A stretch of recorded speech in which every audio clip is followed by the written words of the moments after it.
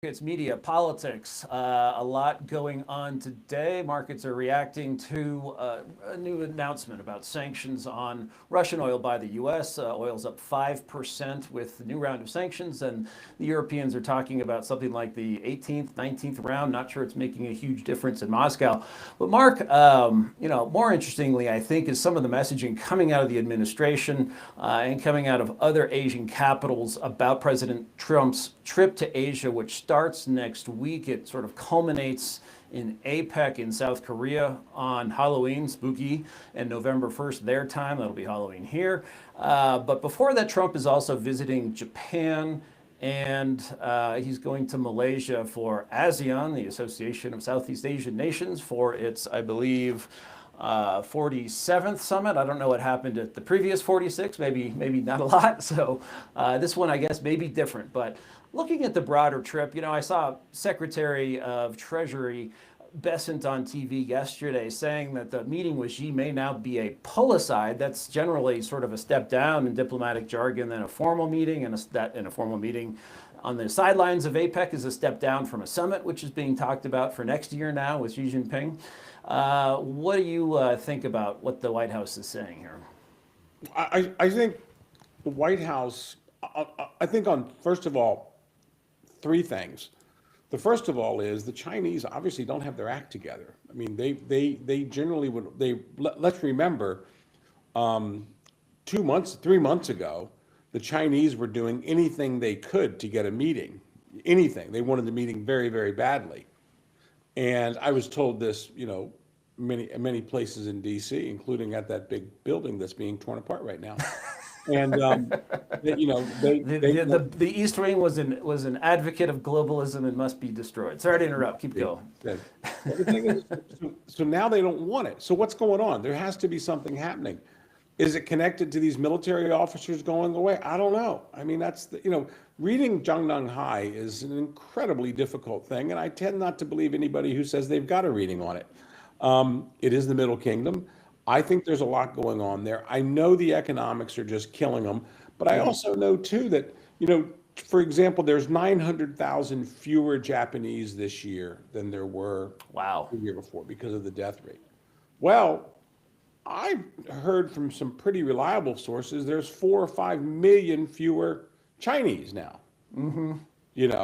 And a good business in China now is basically funeral parlors, their version of it. Jeez. And so it's just so they've got all these pressures on them. So that's the first thing to me. Why aren't they showing up? They're sending a top guy, absolutely. Li Changcheng, whatever his name is. Li. They're sending Li to. So he's going to ASEAN, and that's where he'll see Bessent, and then that's right, and that's where he'll see everybody, and they'll have their sidelines with Rubio and all those guys. Yeah, the whole gang's going. Right, USTR and Bessent. But the thing is but what's changed? And I mean, nobody's really told me that yet, and I don't know it. And I think people should be asking that question. In other words, if a viewer's out there, that's the question to look. Why is this happening? The second thing is that Modi's not coming, and we'll talk about that in a second. You know what I'm saying? But then the third thing is, has Trump cleared the stage? Think about it. Who the hell wants to go sit in a room with Donald Trump when he wants something?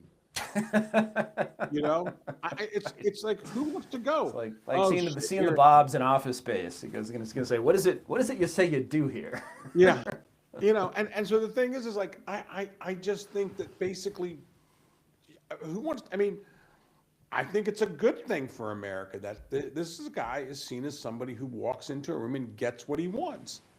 And you're on the other side of it. You're going to either give, or he's going to tell people what happens. He's not going to keep things secret.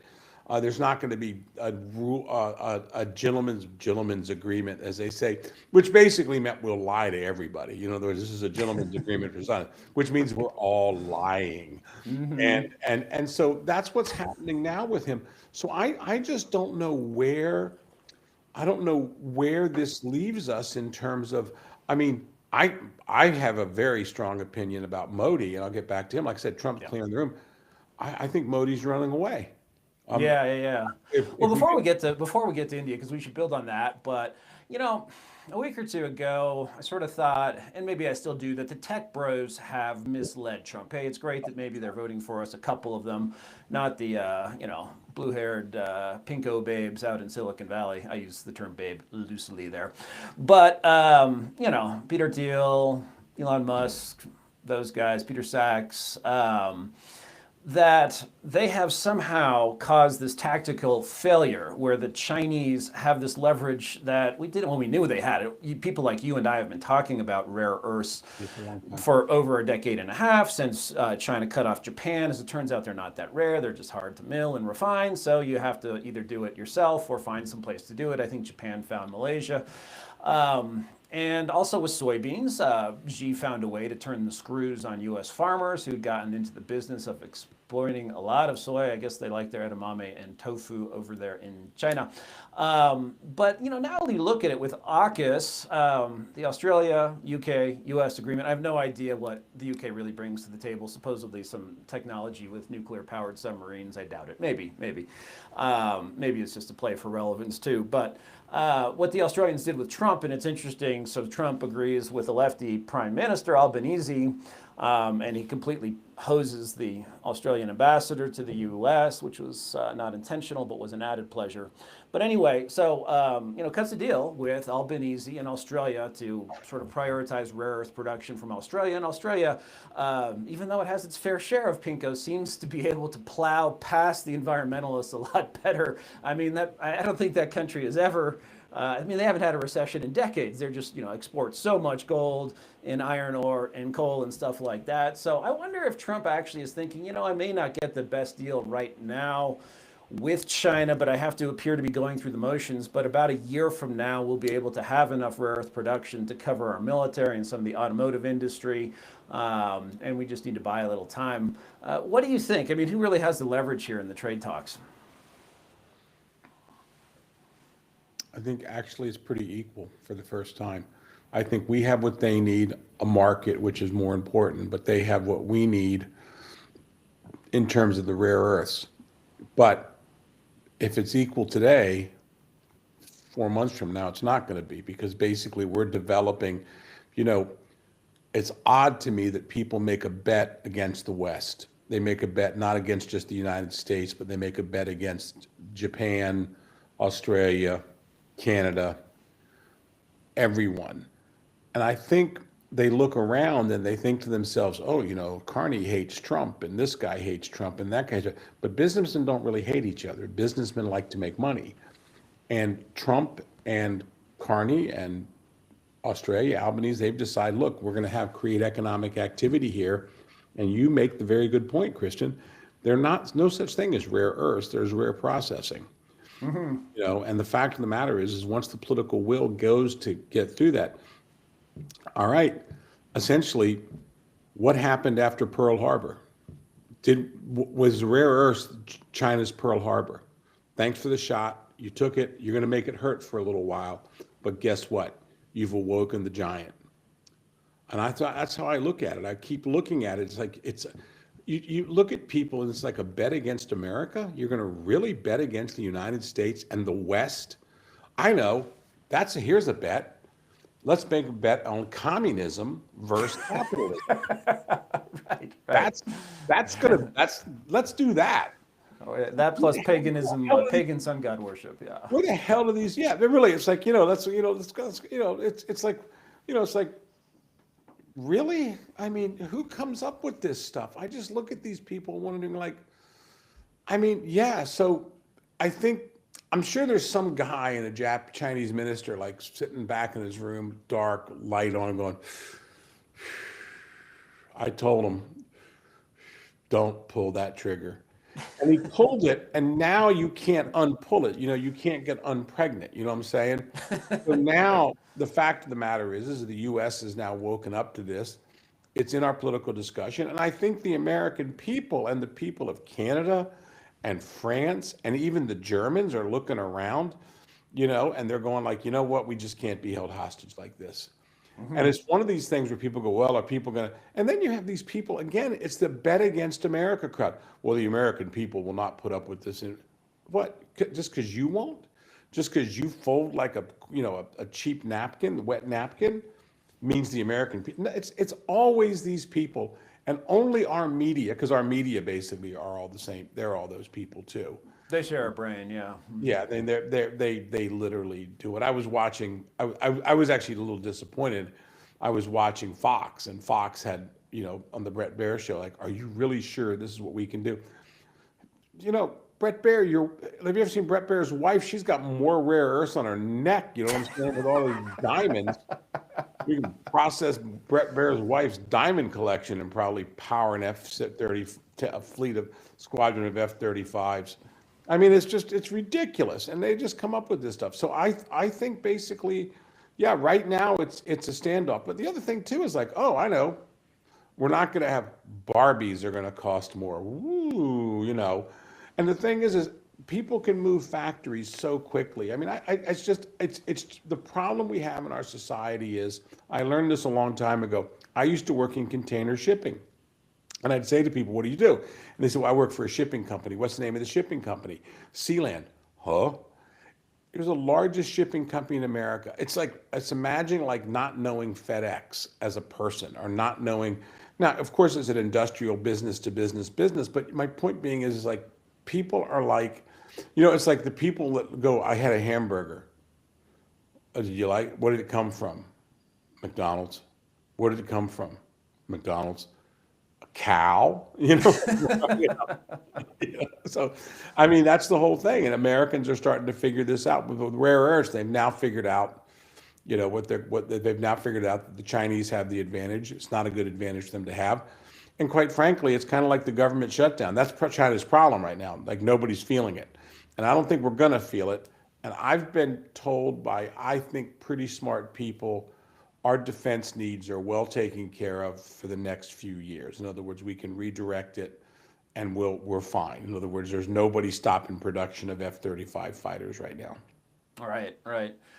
You mentioned Japan, and so a new prime minister there, Takaichi, the first woman prime minister. They've had women empresses, but that was a long time ago. Big deal for Japan, but not because she's a woman, but because she's pro-American, pro-capitalist by LDP standards. There's always some Keynesianism mixed in there.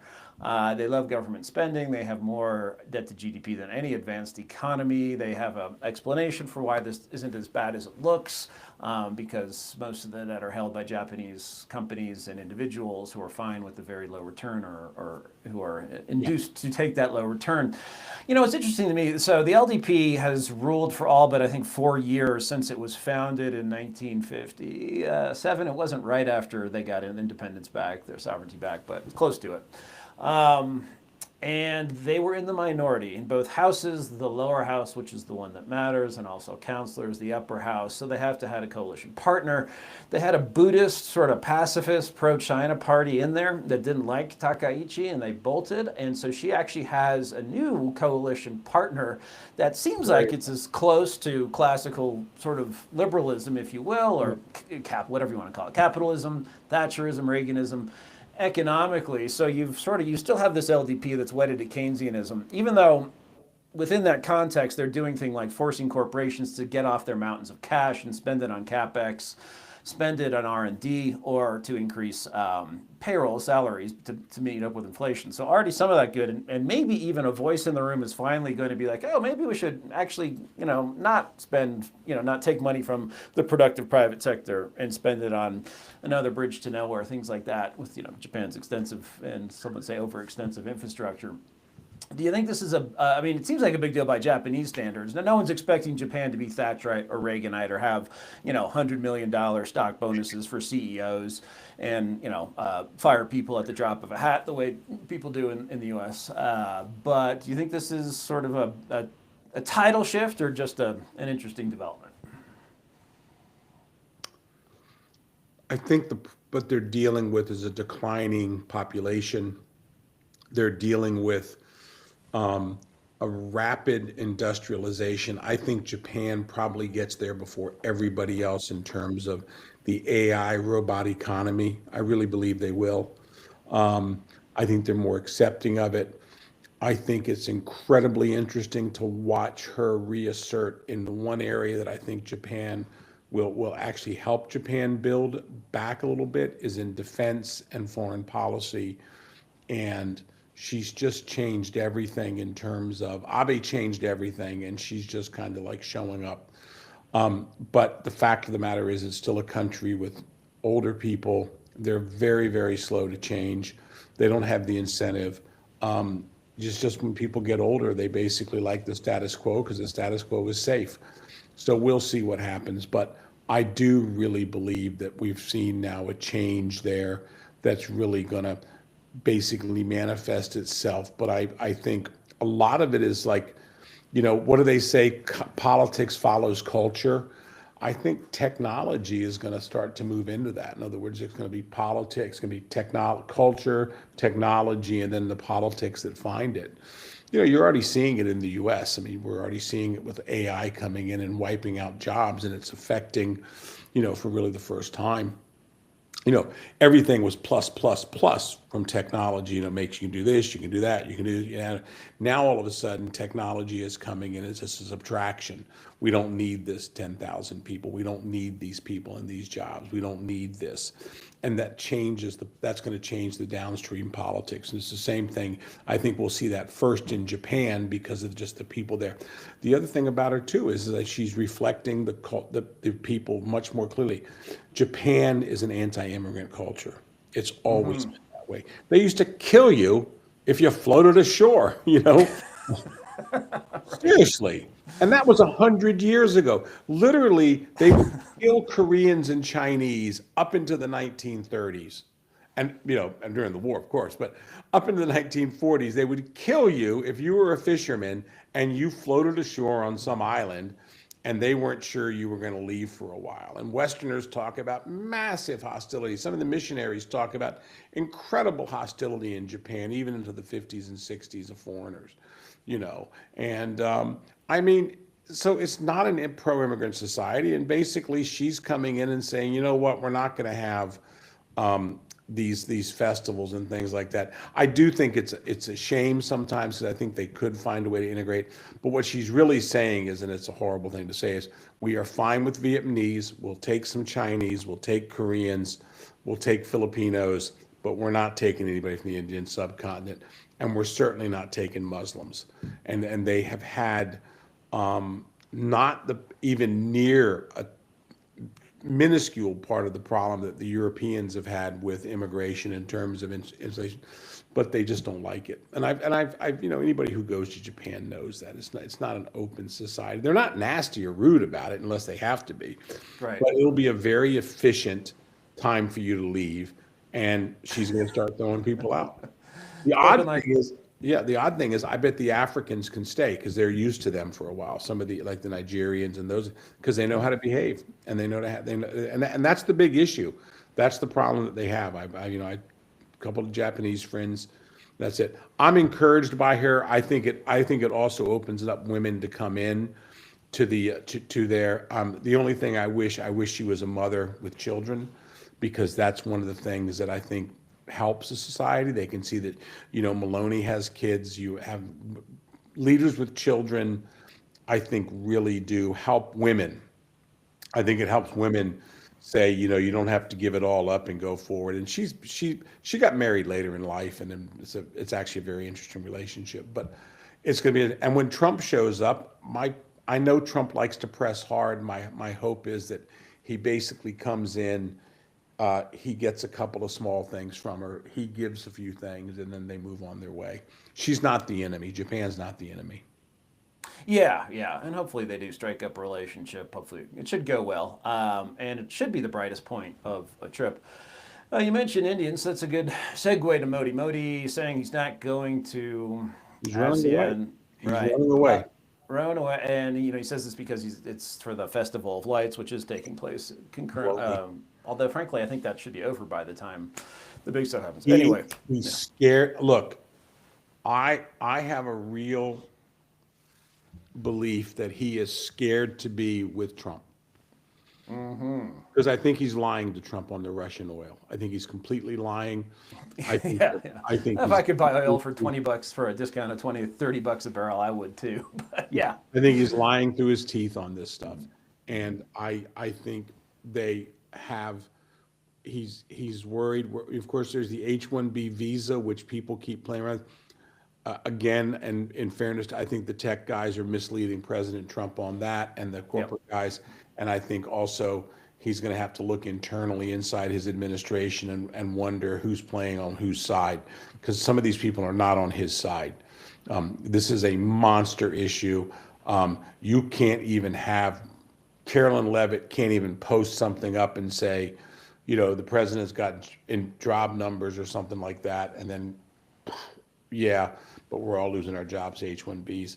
But the thing is, I really think he's right. That's my takeaway from, why wouldn't Modi go? I mean, he's got all these other world leaders. It's not like, why wouldn't he go? What's the rationale for him not going? There's none. He's running away. He doesn't want to be in the same room with Trump. And Right. Trump's going. So, when it's kind of like, it's like when you drive to your in-laws' house all the way, you know what I'm saying? Like you drive to see, and you're going to stay with your sister-in-law, but your in-laws live up the street from you. Like they live like you fly from LA to New York to see your in-laws, and you're going to be in New York City with the kids and with everybody, and you're with your sister-in-law, your sister-in-law and her family, and then your actual in-laws. Well, they live in White Plains, you know what I'm saying, which is like, an hour above New York City. You came all the way from California, and they go, oh, we're so busy, we can't make it. Yeah, we know what's going on. I mean, there's something going on. Either they're ashamed of their behavior at the last Christmas, or they're upset about something. I don't know whether he's upset, but he's decided not to engage Trump, and I think that's a significant mistake. I did hear one thing on this, and it's not, I think this guy's a reasonably clear thinker on India, former Goldman Sachs friend of mine. He says he thinks the real issue is that the Indians are a little offended with Trump, and Modi can't really see him because of the pressure Modi has internally in India. And I didn't fully understand that, but I get it. In other words, like they want Trump to come to India, and Modi, they want to be treated equally. And I think Trump basically treats them like a number. Remember the old story about Trump? How much do we trade with him? How much do we trade not? In Trump's world, in Trump's world of economics, Taiwan's more important than India. Yeah, it seems like it's this forever. I mean, ever since Bush met with Singh, and that was supposedly the big opening, the big change. Because before that, during the whole Cold War, India was basically not in the Soviet camp, but leaned that way. Pakistan was our ally, such as it was, until they harbored bin Laden. But, Francis Gary Powers and his ill-fated U-2 flight took off from Pakistan. So India was a pain, and they were socialists. So that was at the Raj. The permit Raj, something like that, the regulation Raj. Anyway, so that was supposed to change. American companies. Yeah. So it's supposed to be, there's supposed to be this big change, but, fast forward 20 years since Bush's meeting and this opening with India and India's decision to go, and then the election of Modi and the unelection of the Congress Party was supposed to drive at least to one nail in the coffin of socialism and central planning and all these regulations, which is basically corruption. But it hasn't really turned out to be what we hoped. Renaming Pacific Command Indo-PACOM, this sort of wish casting, hoping that India would help us if we ever have to fight China. It's like they have border skirmishes with China, so maybe, and in reality, I think if we fight China in the South China Sea, not something I want, but if we do, or in the Philippines, is India going to do a whole lot? Are they going to even, or it's going to be like South Korea, where like, who's calling? Wait, the connection's kind of bad. Can you call back later? And then of course here the H-1B thing, which as you point out and have pointed out, isn't that basically like indentured servitude? Yeah, we already went through this in Taiwan. I was in Taiwan. It was a couple of years back. You remember? Oh, the Indians are coming. The Indians are coming. We're going to have all these great relations with the Indians. The only thing the Indians did was show up, eat free food, try to get some technology, and try to get some money to be invested in India.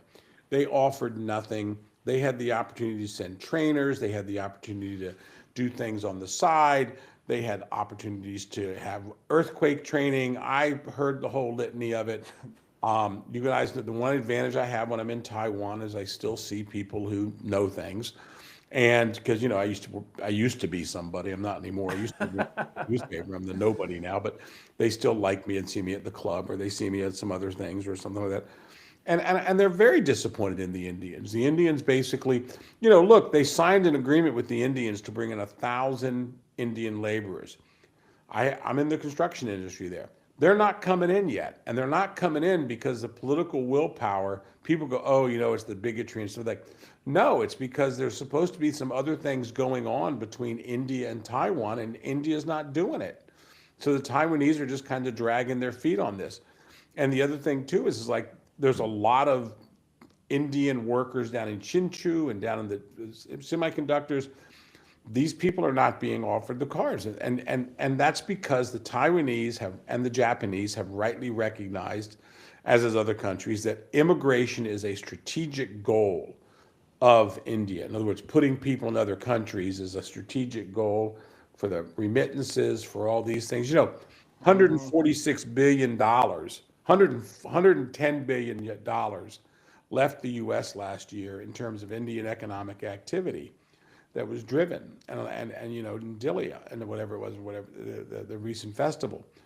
And there's so much, and so that's part of their strategy. It's no different. People go, that's not true. It's no different than the Philippines. The Philippines, for years, their entire international economic strategy was send sailors over. So the reason why the Filipinos dominated the merchant marine at one point in time, they were like 58% of it or something like that. It's dropped since then. But this is their strategy, and I think the Taiwanese have figured that out. But I find the Indians to be deeply disappointing in everything. Their military technology sucks. Their military is not any good. People talk about, well, they defeated the Pakistanis, and they did this, and they did that, and this recent thing. I'm not so sure it was so clear cut on that. I think the Pakistanis pulled back a little bit. They didn't get the support they wanted. The U.S., the Pakistani fighters seemed to do okay against that. I just think it's kind of a myth. And the Indians, I don't see them as players. And when you're in Southeast Asia, I know very few countries that see them as players as well.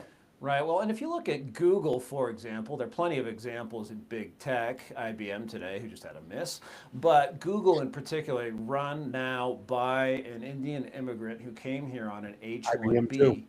Right. And, which of the tech companies has been most eager to roll over for the blue-haired Karens with nose rings and exposed midriffs working for them, not generating revenue or doing anything terribly productive, but suggesting they censor things? If you look at Google News, it was once fairly even-handed. Now it's just prioritized left-wing garbage.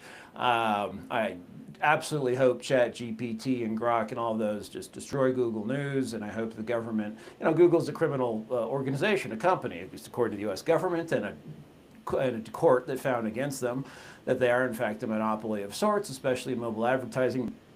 So where are these people? And we look, these people may have our same values, and they don't appear to be liberals or woke or whatever, but here they are in Silicon Valley, just fine, allowing the highest forms of technology to be used against conservatives to the advancement of, a liberal, progressive, woke state. And so, I think this is where Trump is really being, he's being snowed in many ways. I think there's two things going on. The first thing is that in many ways I go back to Harry Truman, and what happened with Israel and things like that. Whereas I think the outcome there was good, but it was very rocky going into this. I myself, I draw that comparison. I draw all comparisons to immigrant groups. Look, I always say this, it's my favorite thing. The worst immigrants we've ever had in this country were the Irish. They were the most difficult to go through. And it took a while to work it through them. My issue with Indian immigration is this basic, unfortunately, it's been combined with wokeism. And also, I'll credit him, it's not me who said it, but Bill McGurn said, the days of the Milton Friedman, open borders, give us your tie, give us your, the picture behind me of New York, Wall Street and the Times when immigrants came over. They came over and there wasn't this social network system, this social government system to support them. Now they show up, they walk in, they got a piece of paper in their hand with all the benefits they're supposed to get. They walk them down, they get everything they're supposed to get. They very quickly know how to manipulate the system, and they bring the culture with them. And I think the problem we have is we've started to move away from the melting pot. I'm Syrian, you know what I'm saying? I mean, my father was the first one. My dad always got a kick out of people who would say, he got like a couple of fights with a few people. They'd say, oh, back there, it's so wonderful.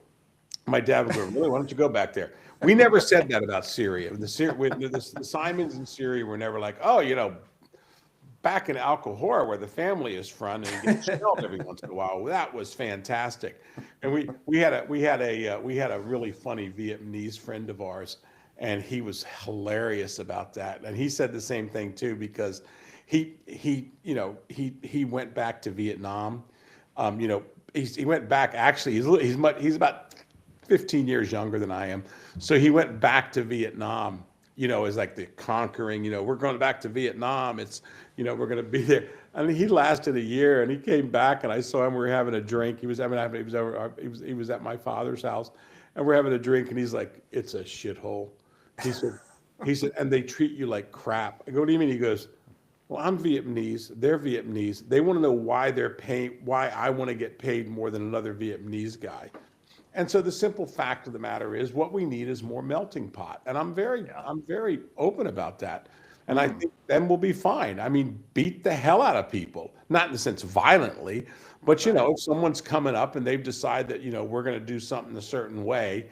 And unfortunately, you got I hate to say it, all the Karens who think that's okay. That's fine. I just saw something on Canal Street. I'll give you an example. They just had a big raid on Canal Street, and they wiped out the New York Times was very upset, and they said it's okay. There were some protesters who showed up and pursued the ICE agents, but yeah. Let me explain something to you. We used to I know that area really well, from whether even investing down there, doing business down there. Chinese company, also Apple Daily. We had, we were down there running around we had a newspaper. Who in what planet thinks that a Chinese community is upset that African street sellers got kicked off the street? Think about that one. You would have to live in this fantasy blue-haired land. Of course they want these guys off the streets, but you have to put muscle on the streets to keep them off. If you have clean streets, if you have front streets, the streets can do more. And I'm reading stuff, people go, oh, you could go down there and get a cheap Rolex for a laugh. Yeah, and at 6 o'clock, they're all selling weed. If you ever walked by, there's nothing but it's a giant marijuana farm. They're all selling weed. It's problematic for the old people. Oh, you can push it. It's no big deal. This is the problem. The problem is that everybody's like, oh, it's okay. And I'm going like, actually, it's not really okay. It's if we have, I don't think, I myself think we're very lucky to have Indian migrants. I think we're very lucky to have Chinese migrants. I think everything has to happen, of course, orderly. But the idea that you don't become American, the idea that you don't become my kids, the idea that you don't become that, I'm not really buying into that. I got a new thing now, and I stole it from a guy, I can't remember his name now. Whenever I look on Twitter and somebody has two flags, I call him a two-flag person. Can't be trusted. Right. The moment. You remember when Rush Limbaugh, there were so many ribbons because people were wearing yellow ribbons and red ribbons and something else. So he had like 14. He looked like a North Korean general or a Soviet commissar. I just want everybody to be Maloney. It's not because I'm hot for her, but it's just I want everyone to be Maloney, from Italy, because she's just like. Whatever happened to that? Whatever happened when somebody and the other thing too is like, it's like we have to celebrate everything all the time. I'm even fine not having Christmas parties if we don't have to celebrate everything else. You know what I'm saying? I don't care, but I don't want to constantly have this. We're equal with you and you're equal with them. I don't care about your religion. I don't think you're not equal with me. It's just I don't care, and I don't want to spend all day long having you try to make me care. Right. I mean, I don't care. I don't that you don't care about Catholicism. That's fine with me. I don't really care. It's my religion. But I'm not going to insult you. But it gets back to my favorite thing. I've said this many times. Like, I had a really good marketing manager. He was a gay guy, Colin. He was fantastic. And one time somebody's going like, we're gonna have a pride and we're gonna have this and that. And Colin said, no flags. I go, what do you mean? He goes, no flags. He said, Mark, he said, as this place, we're very welcoming of gay marriage. We're very welcoming. In fact, I wouldn't cater a certain place because the guy told us he didn't want to do gay marriages. And I said, well, we're going to stay out of that. You know what I'm saying? We're not bigots. We follow the law of the land, and that's what we're going to do. And also it's just a decent thing to do. And by the way, gay marriages, can I tell you something? The bar business is huge. It's awesome. Right. It's not like I'm an altruist, you know what I'm saying? I mean, I'm like the greedy little guy from Les Mis in the basement, you know what I'm saying? Drink. But the thing is but the point is Colin always said, Mark, gay people shop at Home Depot too. And it's like, the point is like, we don't have to walk around all day long. And that's the problem when it comes back to all this stuff. They're using it like in the Indian community and the Muslim community here. The moment you say something, they're going bigotry. And it's like, that's not the way you integrate. I know we've gotten off on a different subject here, but that brings it back to, I really think one of the issues that's going to come up here is the performance of these Indian-led companies. Because I think there is a management style. I think you see it. I'm an investor in Microsoft and I'm an investor in Google. I don't think I'm getting out, but I may be writing some letters. I do think there's a different management style that's not the American management system. And they all claim, the funny thing is, hey, look at Silicon Valley, it's all Asian. No. Still, it's not. Do we really have a great Indian founder yet? Is there a Jerry Yang? Is there somebody like that? And I would argue the answer is no. They're managers. And the question is like, when you import that culture, are you importing management culture? To be honest with you, I would compare the Indians with this the same as I would the Germans. They're the same managers. And this will get me in trouble, but I just think it's the fact. Right. I think management culture, American management culture is a unique culture. Can you be an Indian American and be very successful? I think 1,000%, because you grew up in the U.S. culture and you understand the culture. Right, and circling back to the H-1B issue, it's something where I think Trump sensed that he had gotten pushed out or bamboozled, frankly, by the tech bros. Bamboozled. So yeah, exactly. He's completely bamboozled by it. I think Lutnick was bamboozled by it. I think they have convinced him, unfortunately, and I think we have a problem with our Secretary of Labor. I think she is a real issue here. I think her husband's conflicted. He runs a consulting firm that obviously is involved in the recommendation of foreign labor because it's like a anesthesiology group. I've been looking into it. I'm sure someone's going to do something here in a second. But why are we talking about, we need welders, we need truck drivers, we need this. What, blue collar jobs? That's our thing. We're sending all the American kids off. We're going to have this. It's a very condescending view of the American people, but it's a condescending view because it moves them away from this argument that they want to be in. There's a lot of problems. Trump is being misled.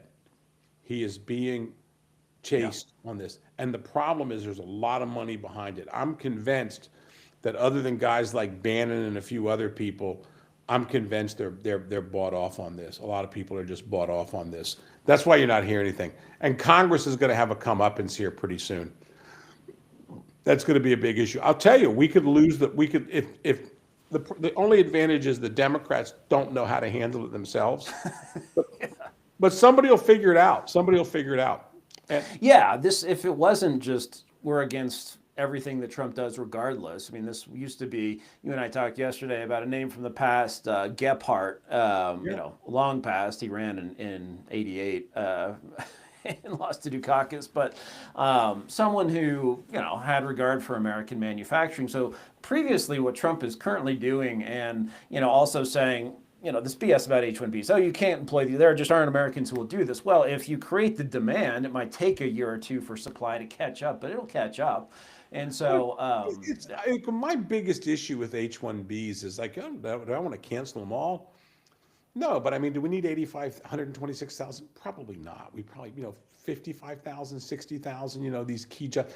I want them to be real things, not pickleball coaches and Dunkin' Donuts hiring and Walmart's hiring data analysts and all this You crap. teach yoga in a way that no one in America can figure out how to teach. Yeah, I mean, in other words, it's a damn scam and everybody knows it, and that's why it's abused the way it's used. But here's my real issue with it. My real issue is that you're never going to build a successful economic system off indentured servants. Yeah. These H-1B tech guys are abused. They are treated horribly. They are treated horribly by their own people. That's why I don't give any quarter, like when somebody starts going, oh, you're against it. I said, yeah, I'm against it because the guys, I mean, basically the field bosses are Indian guys, as I would call them, and the slaves in the field in these data centers. And when you talk to people and I'm in New Jersey. New Jersey is one of the top 4 destinations for H-1Bs. I see these guys. I meet them after they've gotten their green cards, and it's nothing but horror stories. Neighbors of mine used to be H-1Bs. They tell you it's a great program we got in. We got in 20 years ago, 25 years ago. When it meant something, we came right in, worked for a big pharmaceutical, worked for a pharmaceutical company, got in. We needed it, and we were growing with it. Now it's a tool for outsourcing, but the real thing is these people are abused. They have no rights. Imagine you're in the office. It's like the firm. It's almost like you come in, they pay you what you're making then the worst thing is your spouse comes over and she's on an H4. So she starts working someplace.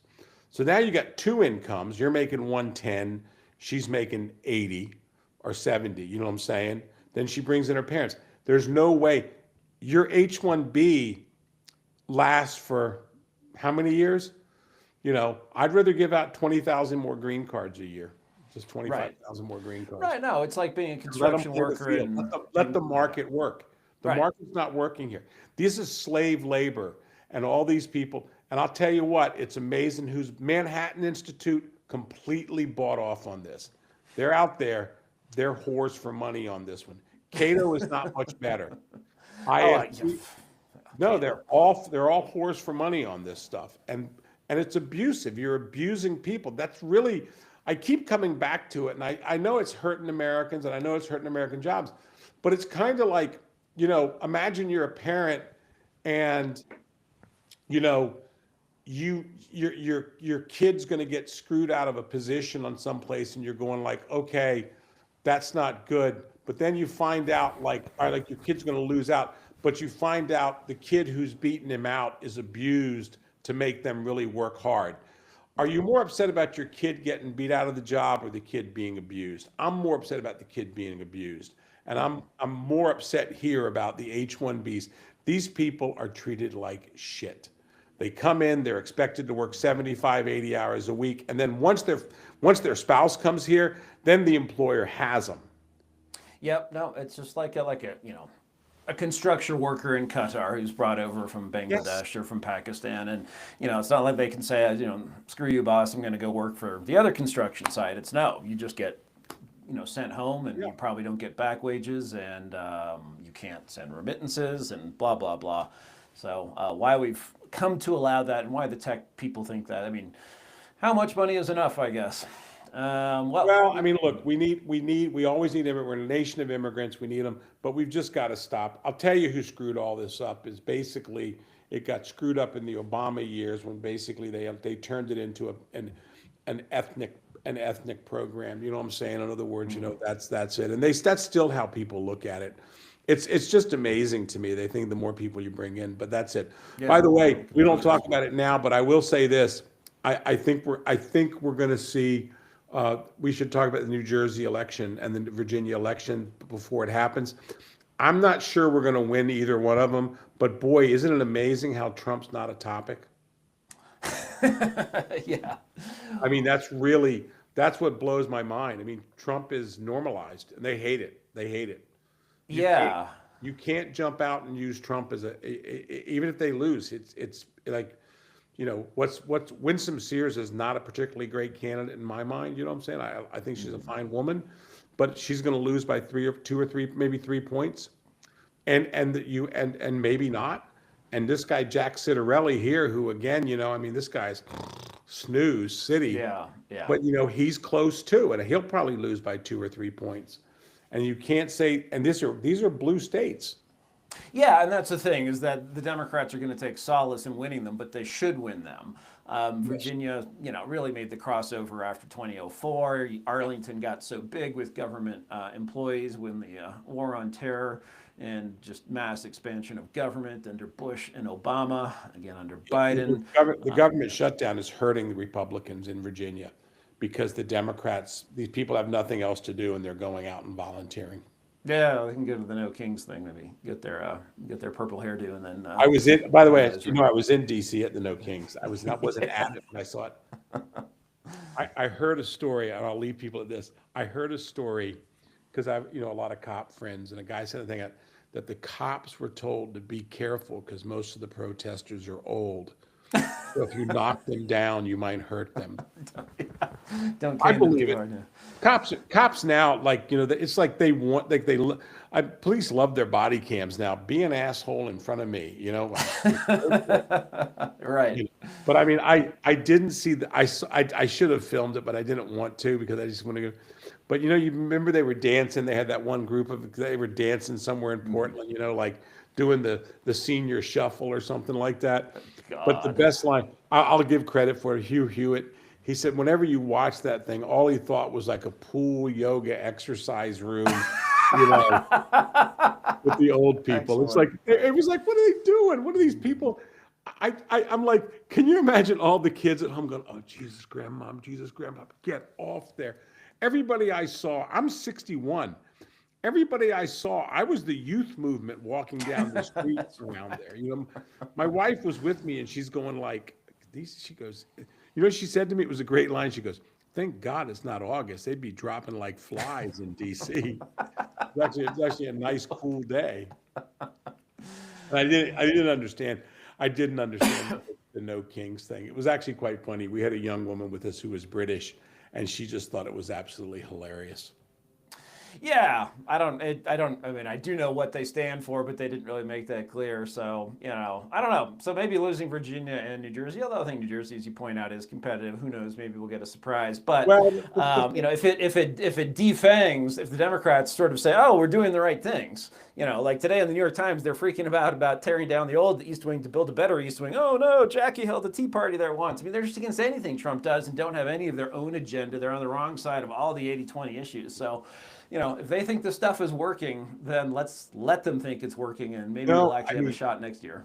I mean, Mondami, I think vote for him. I should re-register in New York and vote for him.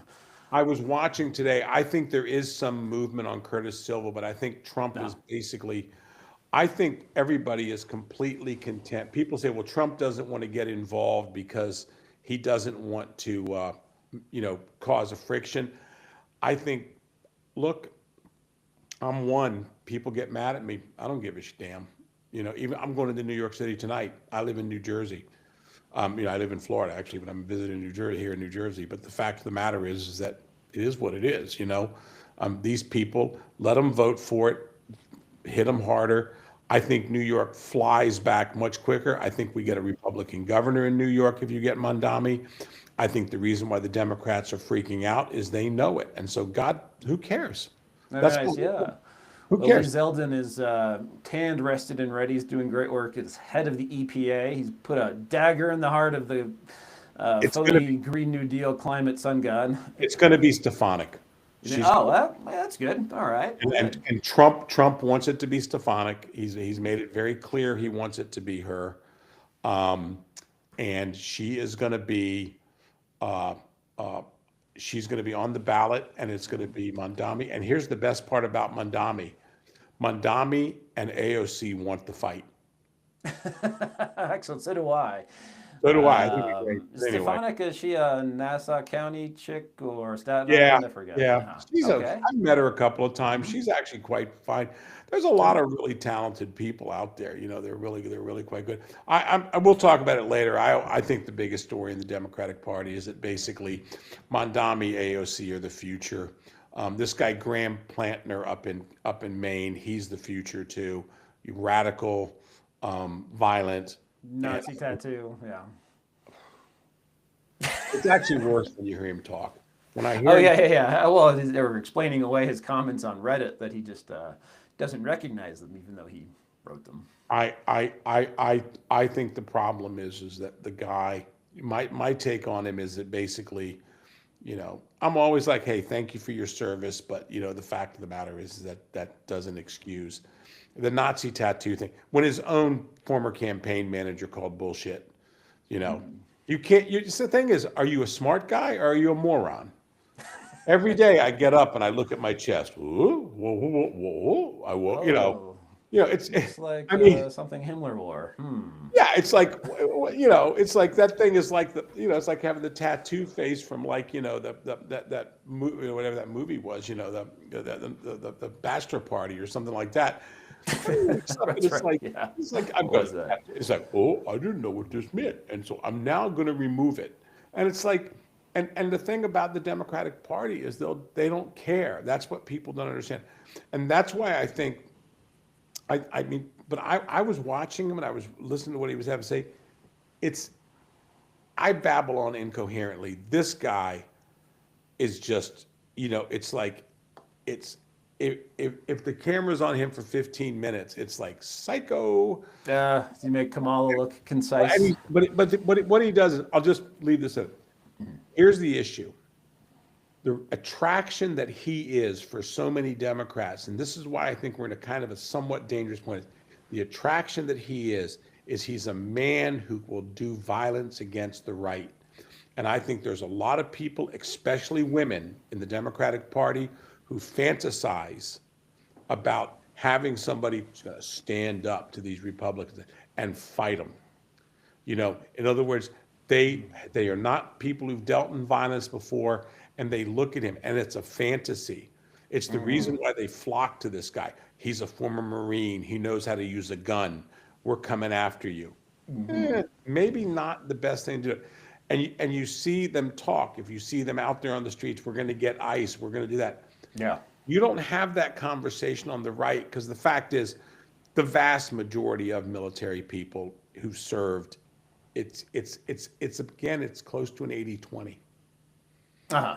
Yeah. Yeah. It's and of the 20, say it's 70-30, of the 30 that are Democrats, they're not into this stuff. You know what I'm saying? I mean, they know there's very few former military guys going, we're going to get a gun and we're going to go after ICE agents.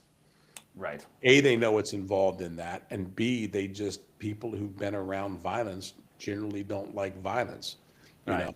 And the ICE people, after all, are just enforcing laws passed by Congress and signed by presidents, including Democrat Yeah, ones. you think it's let me just tell you something. It's going to come.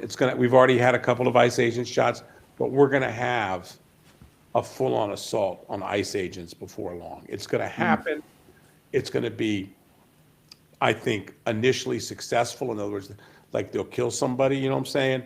But I think it's going to enrage them. And also the thing is too, is like, if law enforcement across the country now knows what they're up against, and you see what they're looking to do. So I really think it. But anyway, going on too long. All right, yeah. Well, let's leave it there for this episode. We'll be back again soon with another episode of Domino Theory. Bye. Take care.